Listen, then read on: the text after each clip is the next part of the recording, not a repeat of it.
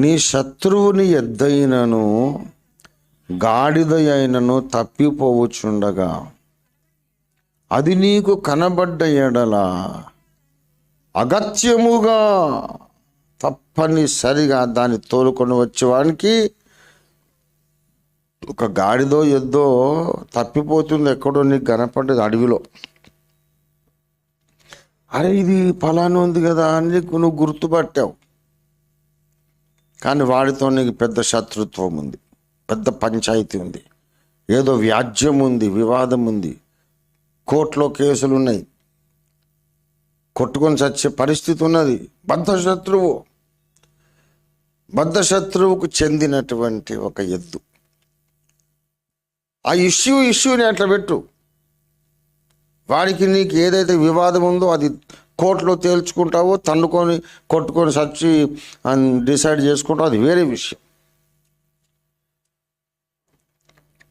వేరే విషయంలో నీకేదో పగ ఉందని ఇప్పుడు ఈ ఎద్దు తప్పిపోతుంటే నువ్వు దాన్ని చూసి ఊరుకోకూడదు. దేవుడు దాన్ని కూడా నీ మీద తప్పుగా మోపుతాడు. అది శత్రువుదే అయినా సరే నువ్వు అది తీసుకొచ్చి వాళ్ళ ఇంటి ముందు వదిలిపెట్టాలి. ఇవాళ అట్లా చేసే క్రైస్తవులు ఉన్నారంటారా? నాకెందుకు వచ్చిందండి బోధపైన చావుని, నాకెందుకు? వాడు నన్ను ఎంత నష్టం చేశాడు తెలుసా మీకు? ఎంత బాధ పెట్టాడు తెలుసా? మంచిగా అయింది వానికి, అట్లే కావాలి. నన్ను అన్ని మాటలు అన్నాడు, ఊరికనే పోద్దా? దేవుని శాపం వచ్చింది వాని మీదకి, అందుకే వాని గాడిద వెళ్ళిపోతుంది. దేవుడు చెప్పుంటాడు దానికి. నీకు తెలుసా, రాత్రి నాకు కల కూడా వచ్చింది. దేవుడు మాట్లాడుతున్నాడు, నా దాసుని అన్యాయంగా వాడు తిట్టాడు కనుక శిక్ష విధిస్తున్నా, ఓ గాడిది వెళ్ళిపో అని దేవుడు చెప్తున్నాడు. అందుకే అది వెళ్ళిపోవాలా. ఇంకా వానికి కొన్ని పోవాలా, వాని గాడిదలు, మేకలు, గొర్రెలు, ఇంకా వాని పెండ్లం కూడా పోవాలా. ఏంది మరి, నేను ఎంత ఉత్తముడినైతే నన్ను బాధ పెడితే ఊరికనే పోద్దానే? నా ఉసురు తగిలింది. హల్లెలూయా, దేవుని స్తోత్రం. నెక్స్ట్ సండే సాక్ష్యం కూడా చెప్తా.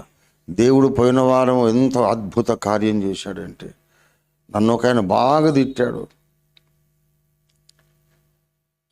ఎంతో బాధపడ్డా, ప్రార్థన చేసిన. నెక్స్ట్ వీక్ వాడిని ఎద్దు వెళ్ళిపోయింది ఎక్కడికో.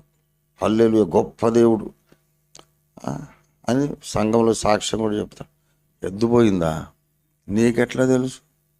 నేను చూస్తుండగానే పోయింది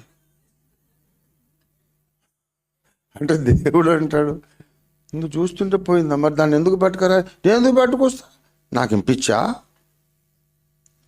దేవుడు వారికి శిక్ష విధించాడు. అట్లా అనకూడదు. అటువంటి మనస్తత్వం, సంకుచిత మనస్తత్వం ఉంటే వాడు అసలు దేవుని బిడ్డనే కాదు. కానీ ఇప్పుడు దేశం నిండా, సంఘాల నిండా ఇటువంటి వాళ్ళే ఉన్నారు. దీన్ని ఏమంటారు? సుపనాతనం అంటారు. దీన్ని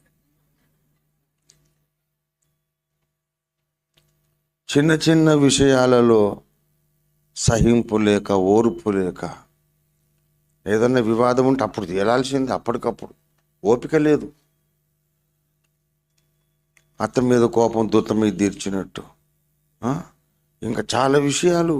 నీ శత్రువు యొక్క ఆ గాడిద కానీ ఎద్దు కానీ గొయ్యిలో పడితే దాన్ని బయటికి తీయాలా, లేకుంటే నువ్వు దోషం అంటాడు.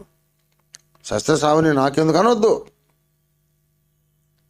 ఆ ప్రాణి నీకేం కీడు చేసిందిరా దుర్మార్గుడా, లేపు దాని పైకి. ఆ గొయ్యిలో పడింది, పోనీ చచ్చిపోని అనుకోకూడదు. ఎవరి మీదనో పగ ఉందని చెప్పి ఆ జంతువును నువ్వు అలాగ వదిలేయకూడదు. నువ్వు దాన్ని తప్పకుండా పైకి తీయాలి. దేవుని బిడ్డలారా, నువ్వు ఎక్కడ పడితే అక్కడ గోతులు తవ్వి వాటిని కప్పకుండా వదిలేయకూడదు. దాంట్లో ఎవరు పడతారో, మనుషులే పడతారో, జంతువులు పడతాయో. దేశం మీద అంతా ఇష్టం వచ్చినట్టు గోతులు తోడి కూర్చుంటే ఎట్లాగా? ఒక గొయ్యి నువ్వు తోడితే తప్పకుండా కప్పాలి, లేకుంటే జరిగే నష్టానికి నువ్వే బాధ్యత వహించాలి. నువ్వు